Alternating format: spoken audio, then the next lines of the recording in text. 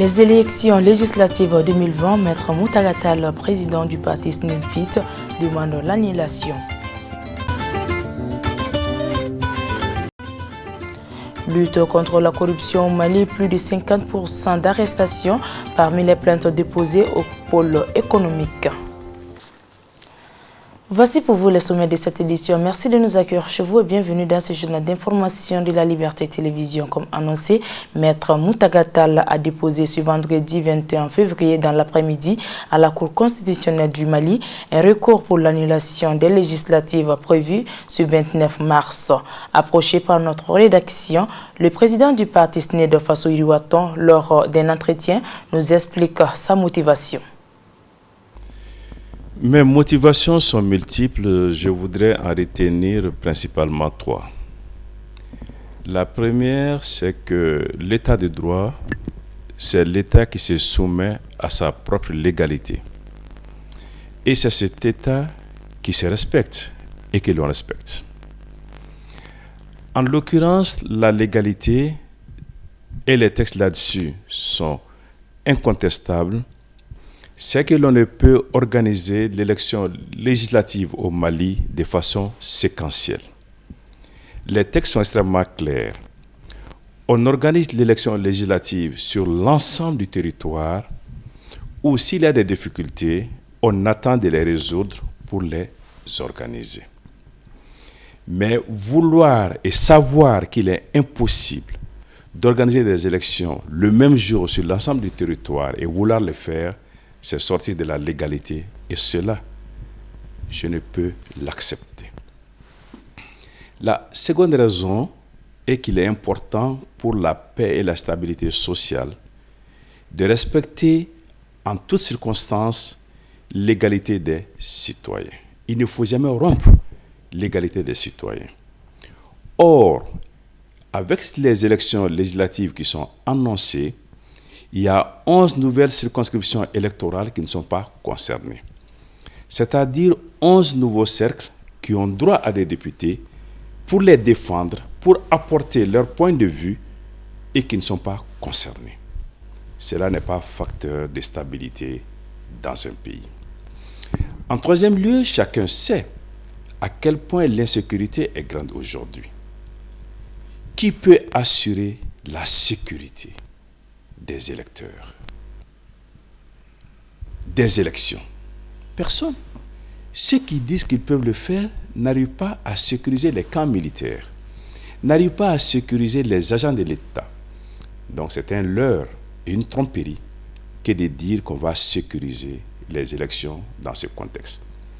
Et dernière chose, pour en terminer, les élections ne sont pas qu'une formalité démocratique. Les élections, c'est la substance même de la démocratie. On ne fait pas une élection pour les faire, on les fait pour qu'elles soient justes, transparentes, équitables et démocratiques. Le gouvernement a reporté à 2 reprises les élections en disant lui-même que les conditions n'étaient pas réunies pour faire de bonnes élections. Alors, sans changer ces conditions, sans changer un iota dans la loi électorale, si le même gouvernement décide de venir faire les élections, c'est pour quel motif?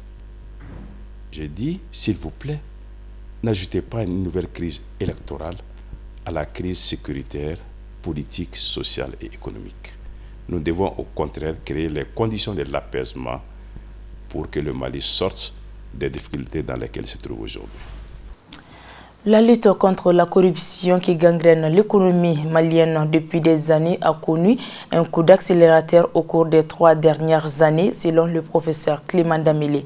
Cela, poursuit-il, a été possible grâce à l'engagement du mouvement qui lutte contre la corruption et le chômage au Mali. Nous avons réussi aujourd'hui à informer tout le peuple malien du phénomène de la corruption, les conséquences de la corruption, le montant détourné de 250 milliards. Incontestablement, tout le monde sait aujourd'hui au Mali qu'une personne est capable de prendre la part de 1 million, 2 millions de personnes et qui explique notre pauvreté et qui explique le manque d'infrastructures routières, le manque d'infrastructures sanitaires, qui explique qu'il n'y a pas une bonne école au Mali et qui explique qu'il n'y a pas une bonne santé au Mali.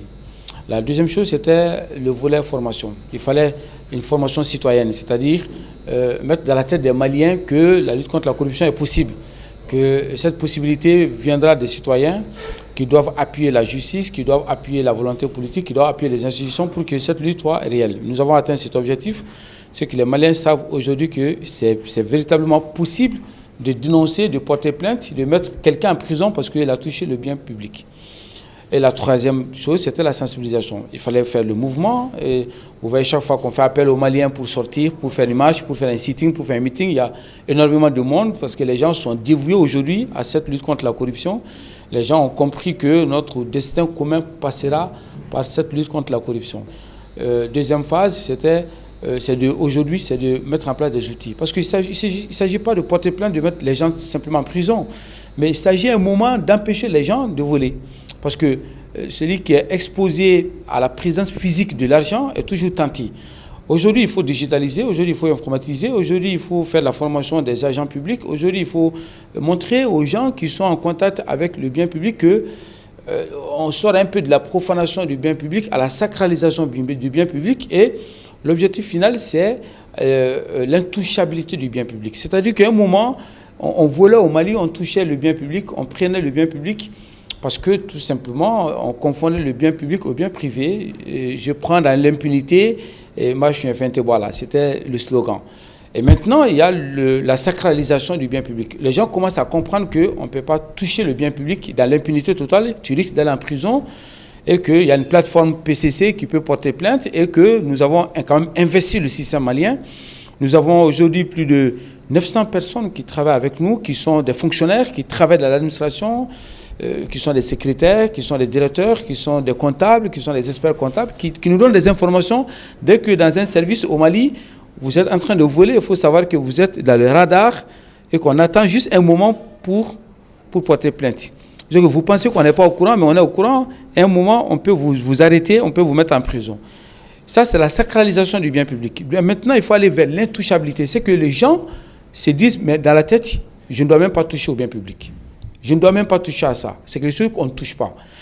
Le jour où on va arriver à ça, on aura atteint le cœur même de la corruption. On aura touché le cœur même de la corruption. Donc aujourd'hui, nous sommes satisfaits de dire que grâce à la plateforme, il y a au moins plus de 90% des plaintes qui viennent de la plateforme. Nous avons plus d'une centaine de plaintes aujourd'hui au pôle économique. On a arrêté plus de 54 personnes. Et quand on fait le total des accusations, nous sommes à plus de 100 milliards de francs CFA. Quand on parle du nombre de plaintes déposées au niveau du pôle économique, nous dépassons les 200 milliards, alors que chaque année, on vole 250 milliards. Donc ça veut dire que nous avons atteint 81 à 85% de l'objectif global visé sur 5 ans qu'on a atteint en 1 an. Donc on est très satisfait de la plateforme de lutte contre la corruption grâce aux Maliens, grâce aux partenaires techniques et financiers, grâce à tous ceux qui aiment le Mali, parce qu'il n'y a pas que des Maliens, il y a aussi des partenaires techniques qui nous accompagnent.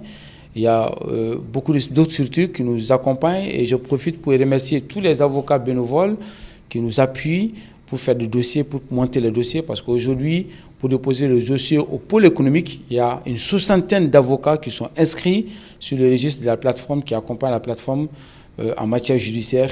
Et il faut dire que sur les 112 personnes qui travaillent sur le plan national partout au Mali, la plateforme bénéficie de l'appui du peuple malien et des partenaires techniques.